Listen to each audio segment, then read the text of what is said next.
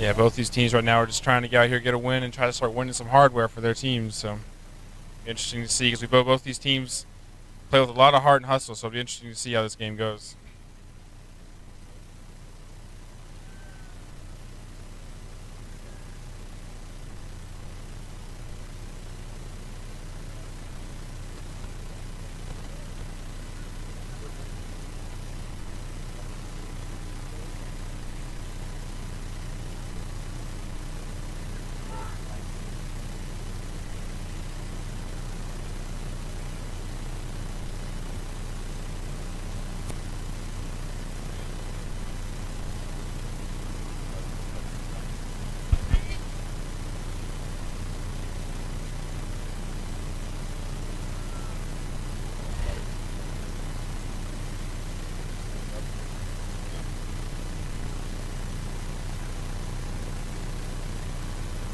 Maybe our kickoffs will actually get past 10 meters this time. So,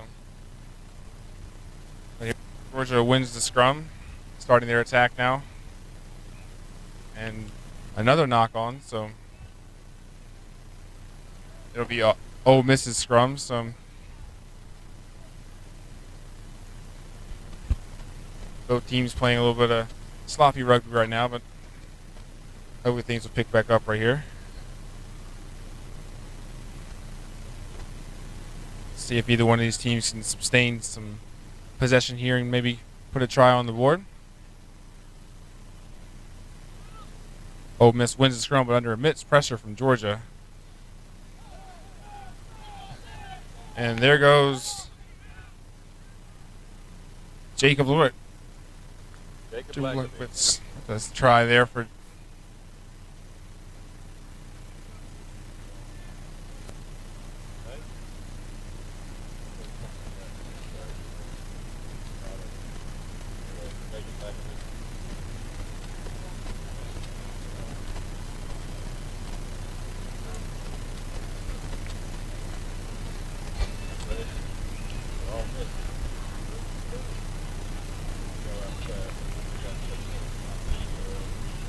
Yeah, Ole Miss found the space outside and was able to get that try. And Max Dodds again with the pass that led to the try. So he's definitely out there, like we talked about, those players are the generals of the team, and he's definitely this one for Ole Miss.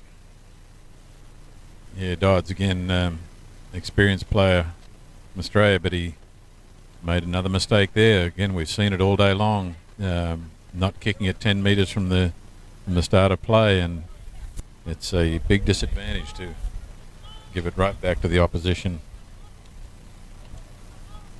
to start playing the second half here.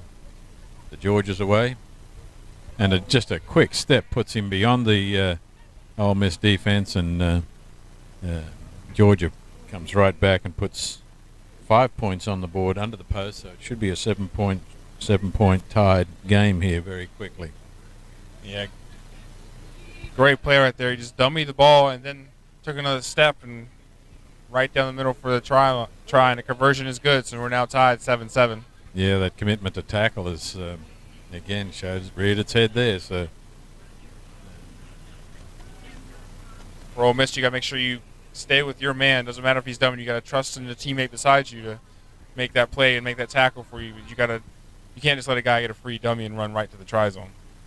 Good-looking Georgia kickoff, and be a well-contested board. Goes right back to Georgia. They're going to throw it across the line here, looking for open space. They're going into the tackle with good support. Coming one of their bigger, stronger runners, taking off for it, but the pass goes astray. Ole Miss pick it up. Are going to have the advantage here. Referee will order a scrum because no advantage to Ole Miss from that knock on by Georgia.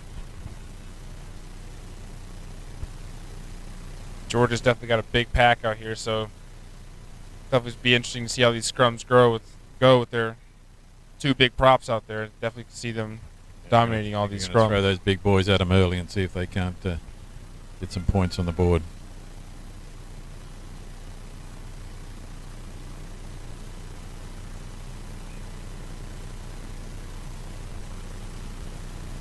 Referee ordering the scrum back down. It's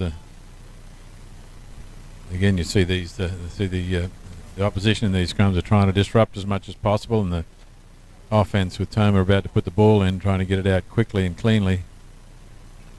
He's set to go. And he's penalising Ole Miss for not putting the ball into the scrum straight. The law says it has to go straight down the channel. That you push the limits as far as you can. A quick switch pass there by Georgia and evade one tackle, committing two of the Ole Miss players, and penalty is against Ole Miss for not releasing in the ruck, not getting away, and the Georgia player just broke the defense way too easily there. Yeah, headed for the gap, right through. 2 for Ole Miss. Cody Stallings just stood there, let him walk right by, and didn't really attempt to make a tackle at all. Just stuck out an arm. And just almost any sport where you have to play a tackle sport, if you just stick out an arm, it's usually not going to be very effective at all, especially for that pace he was moving with. So Georgia put a second try and conversion on the board and go to a 14-7 lead. Again, with the win, Ole Miss is certainly not out of this game. So, 2 minutes to go in the half. Ken, I think for them, the way they're playing, they're definitely going to have to get something going. Someone needs to get them going, because right now they're just playing very lackadaisical. After the first try, it's kind of almost not giving up, but they're not making tackles or anything. He's kicked a great kick into a little bit of space there, and Georgia caught it on the run and have about to set up their offense here. Georgia on the attack, trying to throw it wide. The big number one has raced it into the gap, but has been caught. You got a swarming Ole Miss defense right now, but Georgia's still coming away with the ball, winning the rucks. Now we've got a break by one of their big men, but he's getting dragged down by the jersey, offloads it, good support, and Georgia goes in for their third try of the match. Yeah, Ole Miss cannot fall for a dummy with the prop. It's usually most of the time he's going to keep it, more likely than not, and they decided to fall for the dummy, and he went right there and then offloaded it to his teammate for another pretty easy try for Georgia. Yeah, it's hard to stay up there. They're into their fourth matches now of the day, and so staying up for each match is a little bit difficult, but you want to win through, you've got to do it. These games now are just all about how much you really want it, because you're already tired and you're dead, but you got to keep telling yourself you got to keep pushing through and that you're going to make it. And right now, Georgia seems to be doing that, and Ole Miss seems to be struggling. Yeah, with the conversion, Georgia's got 3 converted tries and goes up 21-7 in the first half of the bowl semi-final. Georgia against Ole Miss. We've got Florida and Auburn warming up on the sideline to follow this game, and it was interesting. The in the early morning games, Robert, Alabama and South Carolina, who are probably the favourites, are both scored 12 tries apiece, and Georgia 5, Florida 4, and in Pool B, Mississippi State and Tennessee 9 apiece, with Mississippi scoring 7 tries and Auburn 8. So we had a total of 33 tries in Pool A, and a total of, 18 and 15, 33 tries in Pool B. So I'm not sure how we interpret that, but total of 66 tries in the first 12 games. Yeah, well, we talk about that Alabama and South Carolina, we believe, are the favorites, and right now they're out there showing their muscle with each scoring 12 tries, tied for the most. And the next person behind them will be Mississippi State and Tennessee with 9. So, and these are the teams that are in the semifinals right now, so it kind of goes out the way it should be going right now. We're about to start the second half here with Mississippi kicking off to Georgia. Max Dodds.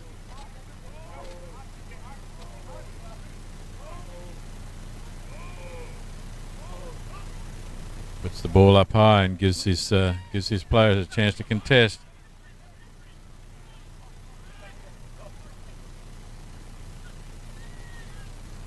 Looks like Georgia's got an overload if they can take advantage of it. Oh. I think the referee Forward ruled pass. a forward pass though, and it'll be a scrum to Ole Miss. Ole Miss have now got a second Australian in the back line there, Anders Lemke Hogan, who is normally plays as a prop, but moved him out to the back line. So they've got a lot of experience there, and we'll see if they can't pull this Georgia team back a peg or two and put some points on the board. Well, it's only a 2-try game, and with the way 7's is, that can easily be overcome. So. And time to Dodds. Dodds is looking for to give Lakovic overlap, but he takes the ball himself after a dummy and has indeed put one on quickly in the corner, and will attempt the conversion himself. So Ole Miss is right back to 12, to having scored 12 points against 29 of Georgia, so they're 9 points behind. And a good-looking conversion. If it makes it, it doesn't quite make it over the bar. So Ole Miss have got a 9-point deficit to make up here in the second half. And Ken, with this fatigue factor starting to set in, do you definitely feel like it?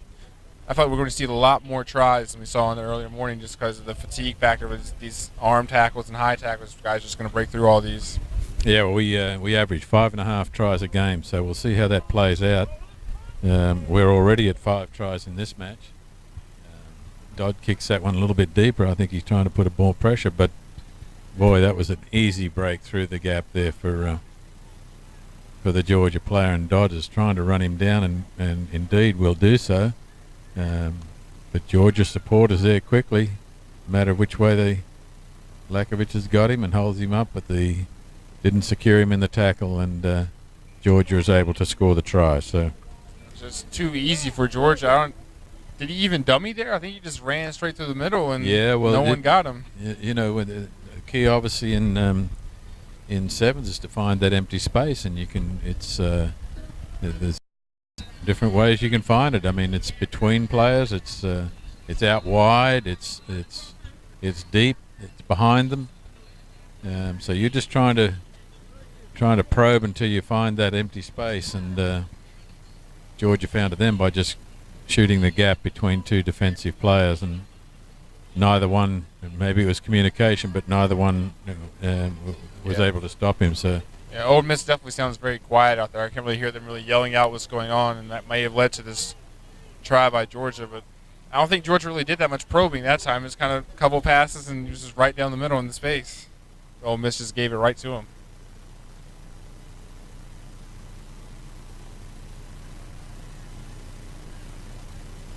Once again, Robert, the kickoff is short, and they're not making the appropriate adjustment, so the penalty goes to Ole Miss, and Dodd will restart them from center field. You know, it's kind of funny that we're over here talking about the biggest problem for teams is just getting the kickoff past 10 meters, but here we are, and that's the situation we have going on now.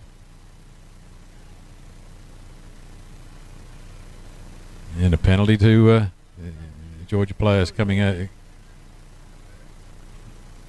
in the ruck, and Dodd puts it into touch. He's interesting. Most of the teams are starting with a quick tap. He's taking advantage of getting his team set from a line out, confident they can win the line out ball. And already we've got more tries scored than we were averaging in the first. Lakovic takes the ball and has evaded 1-2 tackles. Makes 2 of the Georgia players commit to the 3rd tackle. So there's overlap somewhere. Toma goes with it. Offloads, quick hands by Dodd. And indeed, nope, the lineman has raised his flag and is insisting that they went into touch before they put the ball down over the try line. So Ole Miss has still got some work to do. Georgia win their line out.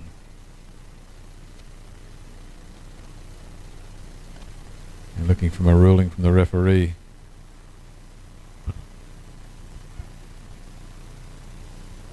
May have called not straight. I believe it's now. I think he has, and Mississippi has chosen a line out as well. They win the ball, quick hands, Out to Dodd. Dodd makes a couple of steps, setting the ball up, but Georgia's quick to the breakdown. They must have been, I believe they're being ruled offside. So it'll go back to Ole Miss. Quick tap by Toma. He's trying to go alone. And in fact, he has made it over the try line and put another try on the board for Tennessee, which brings them to 14 points against 26. A quick attempt at a conversion is not successful. The only problem is Georgia seems to be getting all their tries right down the middle, and Ole Miss is getting theirs on the outside corners, making it really hard for Dodd to make those kicks, and that's why the deficit is even more than it is. Yeah, they've got to get going quickly here. They've got 2 tries. They've got to score 2 times, but it's a great kick by Dodd, and his international teammate Anders Lemke Hogan takes the ball on the full, but they've turned it right back over to Georgia. So Georgia challenging the Ole Miss defense, and they've spun it out wide to their speedster. He makes some good ground. Georgia quick with the ruck. Not a good pass. It stalls the offense from going forward. Is not releasing the ball, so Dodd is quick to get away with a tap. He's got Toma on the inside for support. Toma offloading now. Ole Miss continuing to go forward. Toma going it alone. The referee has ruled that he was tackled and not releasing the ball, so it'll be a penalty to Georgia, who I'm sure are going to slow down the game here, because with a considerable 9-point advantage, they have stopped Ole Miss from scoring twice. So it's the match. The game is over, and Georgia have won the match 26-17. Yeah, Georgia was just found the spaces and found the holes in the Ole Miss defense, and Ole Miss was just poured it on a little too late for them, and Georgia was able to get the win.